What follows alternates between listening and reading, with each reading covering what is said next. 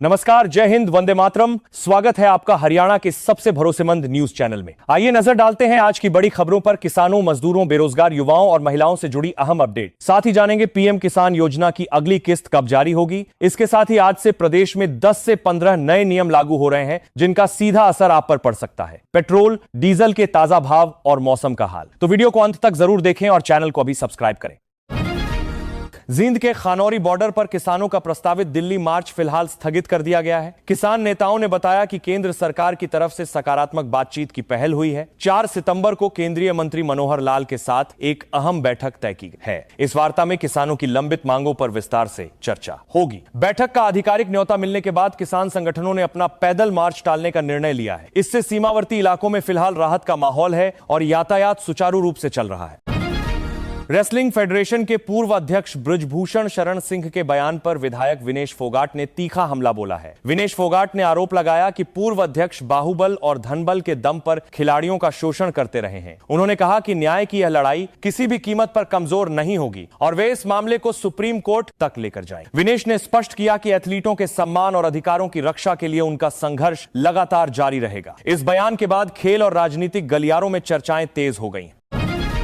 जींद जिले में पुलिस ने नशे के काले कारोबार पर बड़ी कार्रवाई करते हुए 11 करोड़ रुपए मूल्य की उच्च गुणवत्ता वाली हेरोइन जब्त की है। सीआईए पुलिस टीम ने नाकाबंदी के दौरान 2 अंतर्राष्ट्रीय नशा तस्करों को रंगे हाथों गिरफ्तार करने में सफलता पाई है। शुरुआती जांच में सामने आया है कि इस नशीले पदार्थ की सप्लाई अंतर्राष्ट्रीय नेटवर्क से जुड़ी हुई है। पुलिस अधिकारियों के अनुसार आरोपियों के कब्जे से यात्रा बैग और अन्य सामग्री बरामद की गई है। फिलहाल पुलिस आरोपियों से गहन पूछताछ कर इस नेटवर्क से जुड़े अन्य बड़े चेहरों की पहचान में जुटी है।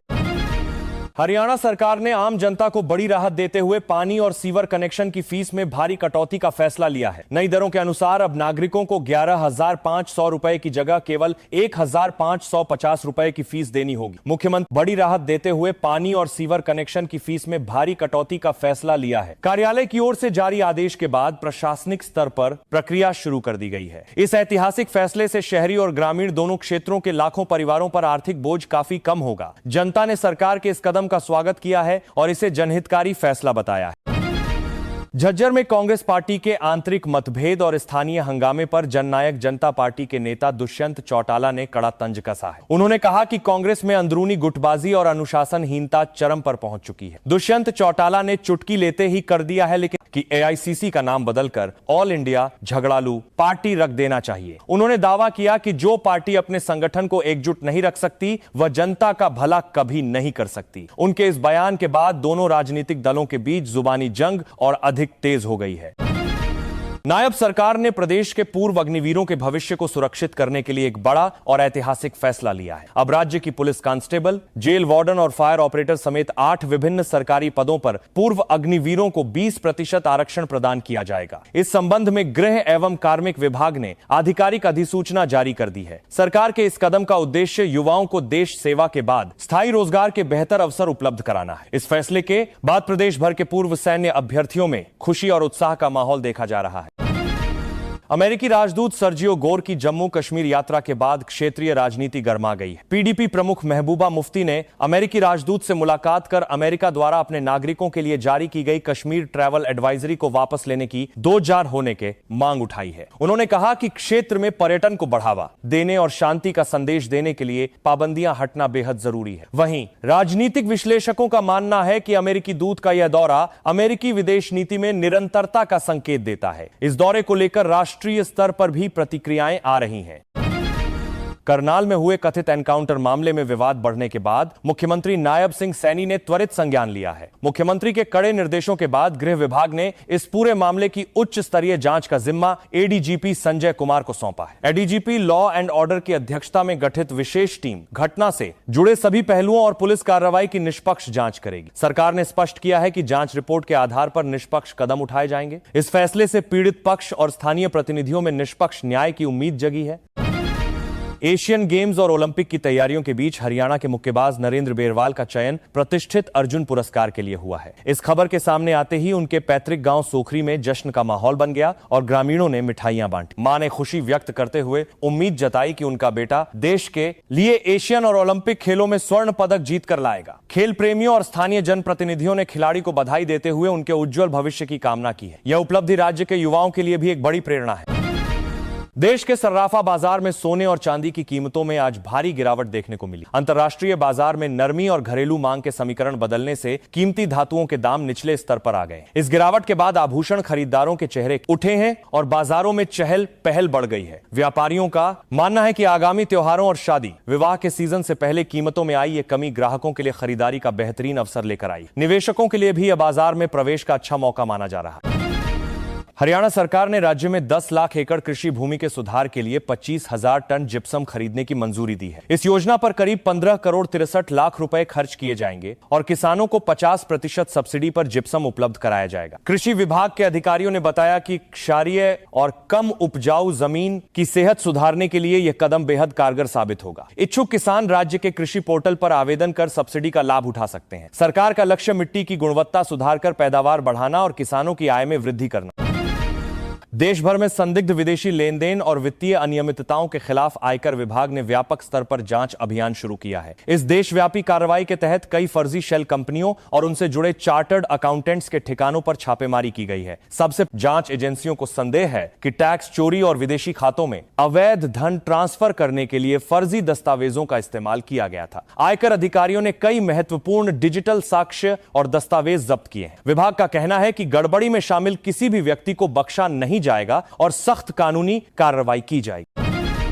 हरियाणा में नगर निकायों के सफाई कर्मचारियों द्वारा की जा रही हड़ताल के समर्थन में कांग्रेस की वरिष्ठ नेता कुमारी सैलजा आगे आई। उन्होंने कहा कि सफाई कर्मचारी अपनी जायज मांगों को लेकर सड़कों पर उतरने के लिए मजबूर हैं। सैलजा ने आरोप लगाया कि बीजेपी सरकार हर बार केवल वादे करती है लेकिन समझौते लागू करने के समय पीछे हट जाती। उन्होंने मांग की कि सरकार को तुरंत सफाई कर्मियों की मांगे मानकर उनकी सेवाएं पक्की करनी चाहिए। कांग्रेस नेता ने चेतावनी दी कि यदि मांगे पूरी नहीं हुई तो आंदोलन को और तेज किया जाएगा।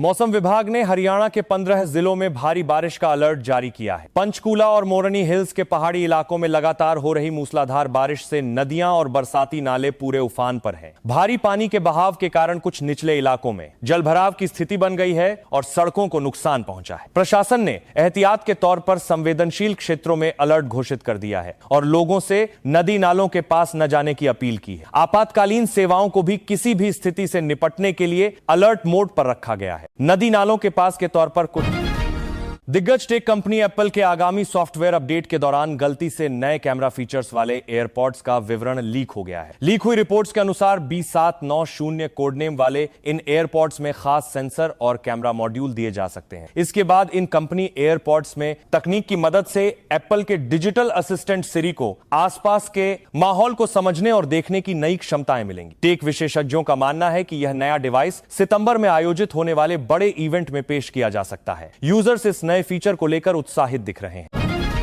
रोहतक में संत रामपाल समर्थकों और आर्य समाज के प्रतिनिधियों के बीच धार्मिक विचारों को लेकर विवाद एक बार फिर बढ़ गया है। आर्य समाज के नेता उमेद शर्मा ने संत रामपाल के अनुयायियों को शास्त्रार्थ की खुली चुनौती दी है। उन्होंने कहा कि वे सत्य और शास्त्रों के आधार पर चर्चा के लिए पूरी तरह तैयार हैं और अब यह निर्णायक लड़ाई होगी। उमेद शर्मा ने पूर्व में हुए विवादों का हवाला देते हुए निष्पक्ष मंच पर बहस की मांग की है। इस बयान के बाद कानून व्यवस्था बनाए रखने के लिए पुलिस प्रशासन पूरी तरह मुस्तैद और सतर्क नजर आ रहा है।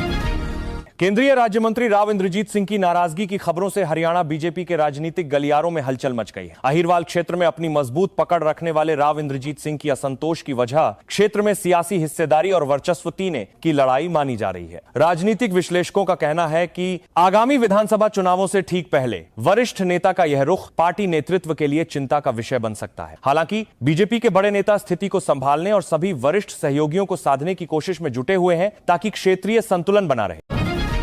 हरियाणा सरकार ने महिलाओं के सशक्तिकरण और संपत्ति अधिकारों को बढ़ावा देने के लिए एक बड़ा कदम उठाया है। नए निर्देशों के तहत अब यदि कोई व्यक्ति अपनी बेटी या उसके बच्चों के नाम संपत्ति ट्रांसफर करता है तो उस पर लगने वाली स्टैंप ड्यूटी पूरी तरह माफ रही। राजस्व विभाग ने इस संबंध में आधिकारिक आदेश जारी कर दी। सरकार का मानना है कि इस नीति से पारिवारिक संपत्ति विवादों में कमी आएगी और महिलाओं को आर्थिक रूप से मजबूती मिलेगी। इस फैसले का सामाजिक कार्यकर्ताओं और आम नागरिकों ने खुले दिल से स्वागत किया है।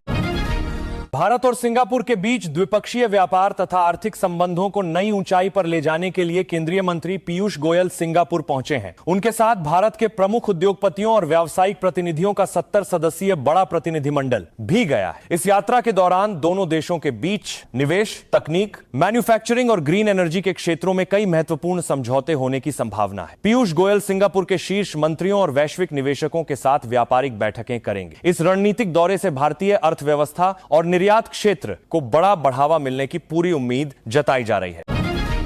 कुरुक्षेत्र जिले में हथियारों की बरामदगी के लिए गई पुलिस टीम पर बदमाशों ने अचानक अंधाधुंध फायरिंग कर दी। पुलिस टीम एक एडवोकेट के घर हुई 3 करोड़ 15 लाख रुपए की डकैती के मामले में गिरफ्तार आरोपियों की निशानदेही पर झाड़ियों से हथियार ढूंढने पहुंची थी। इस दौरान छिपे हुए साथियों ने पुलिस पर गोलियां चला दी, जिसके जवाब में पुलिस ने भी आत्मरक्षा में कार्रवाई की। इस मुठभेड़ में एक आरोपी घायल हो गया, जिसे दबोच लिया गया। पुलिस अधिकारियों ने बताया कि मौके से अवैध कट्टा और कारतूस बरामद किए गए हैं और अन्य आरोपियों की तलाश जारी है।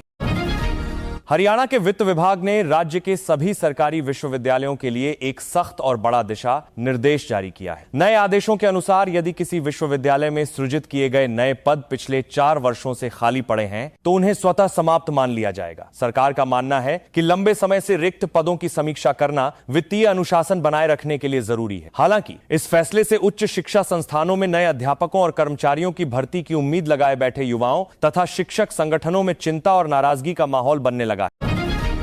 अंतर्राष्ट्रीय सर्राफा बाजार में सोने के दामों में आई मंदी का असर अब भारतीय बाजारों में भी साफ देखने को मिल रहा है। कीमती धातुओं के दाम निचले स्तर पर आ जाने से आगामी त्योहारी सीजन से पहले आम उपभोक्ताओं और ग्राहकों को बड़ी राहत मिली है। ज्वेलरी शोरूम्स पर खरीदारी के लिए लोगों की इंक्वायरी बढ़ गई है। बाजार विशेषज्ञों का कहना है कि वैश्विक आर्थिक परिस्थितियों और डॉलर सूचकांक में बदलाव के कारण सोने की कीमतों में यह अस्थायी नरमी आई है। ग्राहकों के लिए गहनों की एडवांस बुकिंग करने का यह सबसे सही समय साबित हो सकता है। पंजाब यूनिवर्सिटी के छात्र संघ चुनाव में पूर्व मुख्यमंत्री भूपेंद्र सिंह हुड्डा के अचानक पहुंचे दौरे के बाद कैंपस का सियासी पारा काफी चढ़ गया है। कांग्रेस से जुड़े छात्र संगठन NSUI के नेताओं ने दावा किया है कि इस बार चुनाव में संगठन बंपर जीत हासिल करेगा और कैंपस में बड़ा बदलाव लाएगा। हुड्डा ने छात्रों से मुलाकात कर उनकी समस्याओं को सुना और युवाओं को लोकतंत्र में बढ़ चढ़कर भाग लेने के लिए प्रेरित किया। दूसरी तरफ विरोधी छात्र संगठनों ने इस दौरे को राजनीतिक हथकंडा बताते हुए कड़ा ऐतराज जताया है, जिससे मुकाबला बेहद दिलचस्प हो गया।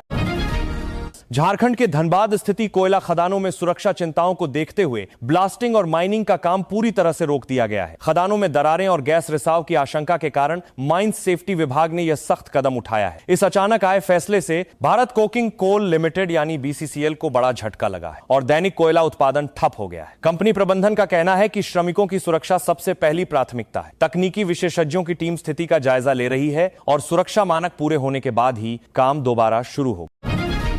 हरियाणा रोडवेज में सफर करने वाले यात्रियों के लिए एक अच्छी खबर आई। अब बस के समय और लोकेशन की अनिश्चितता खत्म होगी, क्योंकि परिवहन विभाग अगले 1 महीने के भीतर एक आधुनिक मोबाइल ऐप लॉन्च करने जा रहा है। इस ऐप के जरिए यात्री अपने फोन पर ही बस की सटीक लोकेशन और स्टैंड पर पहुंचने का सही समय देख सकेंगे। रोडवेज अधिकारियों का कहना है कि इस नई व्यवस्था से यात्रियों को बसों के लिए लंबा इंतजार नहीं करना पड़ेगा और राज्य की सार्वजनिक परिवहन प्रणाली काफी पारदर्शी और हाईटेक बनेगी। जनता इस सुविधा का इंतजार कर रही है।